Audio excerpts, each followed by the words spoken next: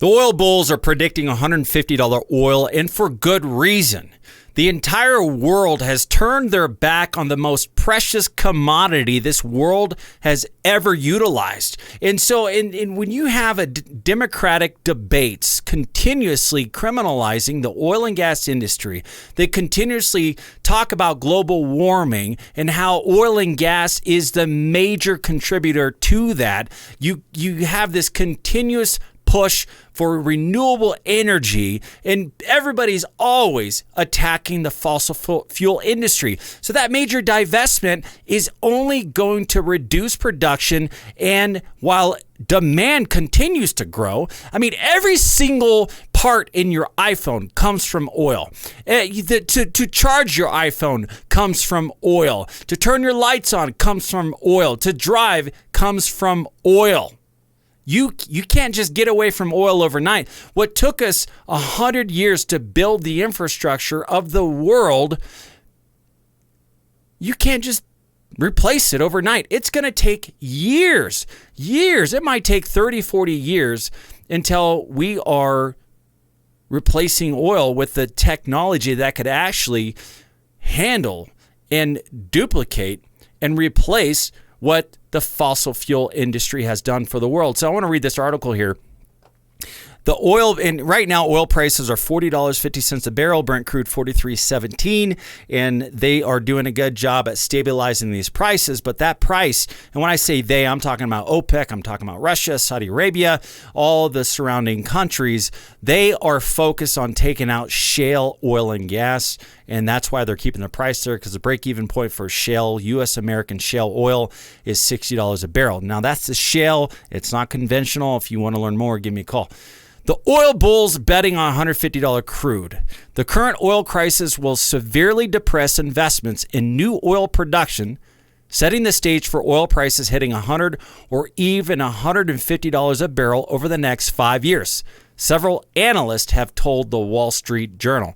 This is not just one analyst. This is not just one nut job for some small commodity trading company.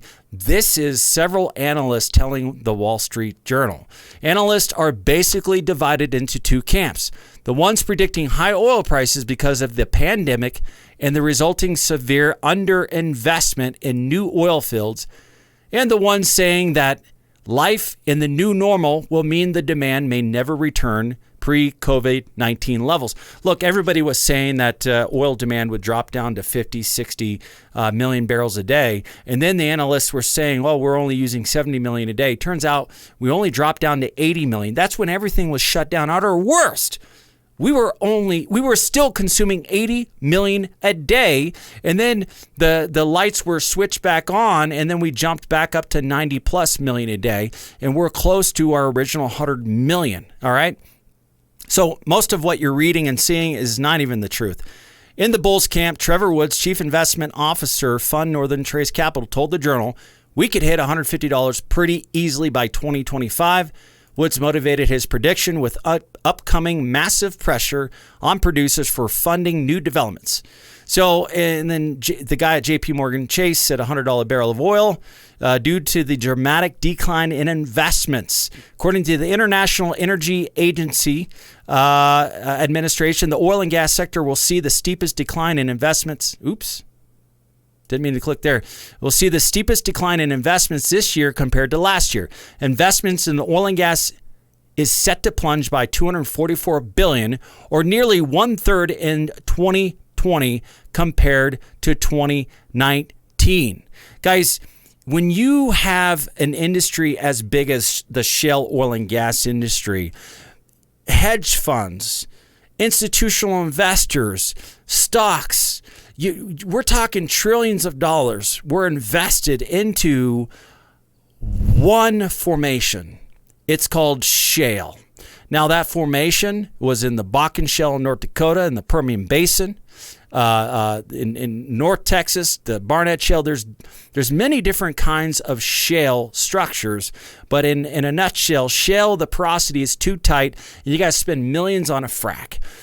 The problem is that using a frac makes a barrel of oil much more expensive to produce. It is the most expensive barrel of oil to produce. When you have 35 companies in the shale industry lose an average of a total of $85 billion, of course, nobody's going to want to invest in oil.